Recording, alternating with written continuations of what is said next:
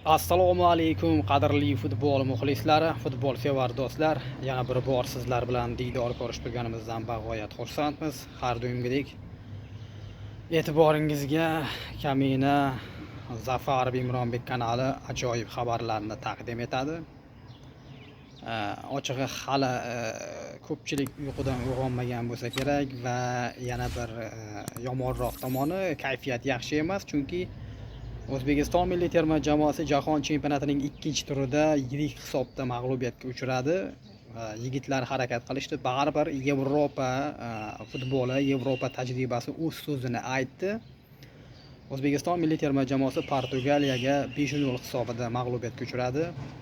Xo'sh, endi nima bo'ladi? Jahon chempionati biz uchun tugadimi?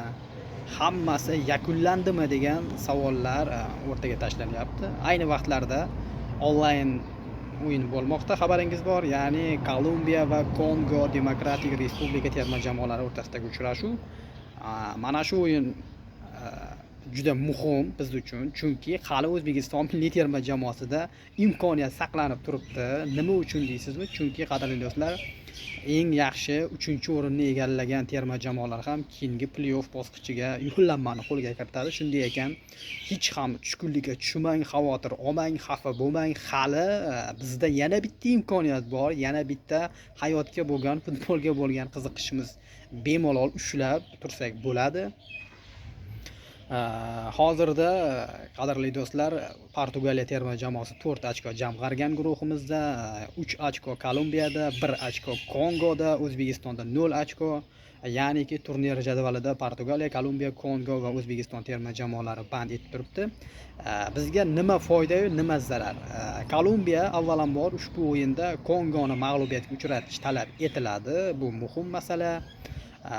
Yoki bo'lmasa kamida durang natija qayd etish kerak. Bu ham muhim masala. Va O'zbekiston terma jamoasi 3-turda bitta sharti bor. Kongo terma jamoasini mag'lub etish juda talab etiladi va shart. Shundagina O'zbekiston terma jamoasi 3-o'rin bilan keyingi bosqich yo'llanmasini qo'lga kiritishi huquqiga ega bo'ladi. Buning uchun bizga Kongo terma jamoasini durrangi yoki mag'lubiyati talab etiladi. Va ana o'shandan keyin biz O'zbekiston milliy terma jamoamizdan yaxshiroq natija kutamiz va 3-turda Kongoni mag'lubiyatga uchratish uchun harakat qilamiz. Xo'sh, Portugaliya bilan o'yin haqida gaplashadigan bo'lsak, qadrli do'stlar, ko'rdik, yigitlar ham harakat qilishdi. Baribir Ronaldo katta sahnaga chiqdi. Umuman Portugaliya terma jamoasida o'sha o'tgan safargi roligimda aytgandim, juda kuchli tarkib, juda kuchli tajribaga ega bo'lgan, Yevropaning top klublarida to'p suradigan futbolchilar bor Portugaliya sharafida deb, va o'sha futbolchilar o'z kuchlarini ko'rsatishdi va haqiqatdan aytgandim, Portugaliya birinchi turda Kongo bilan bir-bir o'ynadi, bor ishtahasini O'zbekistonga saqlab qo'ydi degandim va yakunda shunday ham bo'ldi. O'zbekistonga ular 5 ta gol urishdi. Mayli, biz xafa bo'lmaymiz. Xafa bo'lsak ham, lekin O'zbekiston terma jamoasi birinchi mundialga chiqmoqda, birinchi jahon chempionati, tajriba to'playapmiz har bitta o'yindan o'zimizga. Yulduzlar bilan o'ynayapmiz bitta maydonda. Butun mundialda bizni tomosha qilishyapti. O'zbekiston degan futbol terma jamoasi mana jahon chempionatiga chiqqanini ular yana bir bor ko'rishdi va tan berishdi. Eng asosiysi, ko'z tegmasin, birinchi turda Kolumbiyaga urgan bitta golimiz bizga har holda yaxshi natija bermoqda. Ya'niki golsiz seriyamiz yo'q. Albatta biz mana shu mundialda gol urganmiz. Umumiy hisobda 8 ta to'p o'tkazib yubordik, 5 ta va Kolumbiyadan 3 ta va bitta gol urdik. 8-1 hisobida hozircha O'zbekiston terma jamoasi 2 ta o'yin natijasiga ko'ra mag'lubiyatga uchradi. Endi qadrli do'stlar, 3-turni nasib etsa Kongoga qarshi o'tkazamiz. Umid qilamiz, albatta Kongo terma jamoasini vakillarimiz mag'lubiyatga uchratadi. Bizga asosiy talab qilinadigan narsa, ya'ni ish, qadrli do'stlar, Kolumbiya terma jamoasi g'alaba qozonishi kerak. Shundagina bizning imkoniyatimiz yaxshi bo'ladi.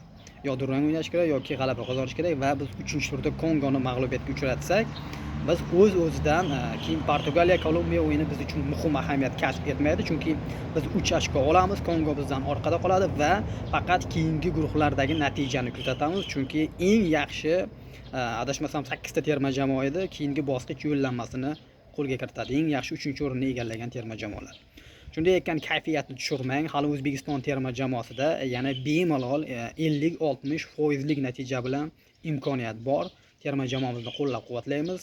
Faqat Kolumbiya Kongo o'yinida hozircha hisob 0-0. Mana shu o'yinda Kolumbiyaga muxlislik qilib, Kolumbiyani g'alabasi bo'lsa, O'zbekiston terma jamoasi 3-turda bor kuchini ishga solsa, mag'lubiyatga uchrasa, Kongoni biz keyingi bosqichga chiqamiz. Terma jamoamizni qo'llab-quvvatlashda davom eting. Biz yana gaplashamiz. Albatta kanalimizga obuna bo'ling. Eng qiziqarli xabarlarni biz bilan kuzatishda davom eting. Hali umidni uzmang. O'zbekiston terma jamoasida juda yaxshi imkoniyat saqlanib turibdi. Biz yana gaplashamiz, qadrli do'stlar. Kayfiyatni tushirmang. Futbolda hamma narsa yonma-yon yuradi. G'alaba, mag'lubiyat durang. Biz yana gaplashamiz. Bizdan uzoqlashmang. E'tiboringiz uchun rahmat. A'lo kayfiyat aslo tark etmasin. Bo'ldi, yuzingizni yuving, kayfiyatni yaxshi qiling. Qolgan o'yinlarni tomosha qiling va 3-o'yinga Kongo bilan o'yinni intizor bo'lib kutamiz. E'tiboringiz uchun rahmat. Salomat bo'ling.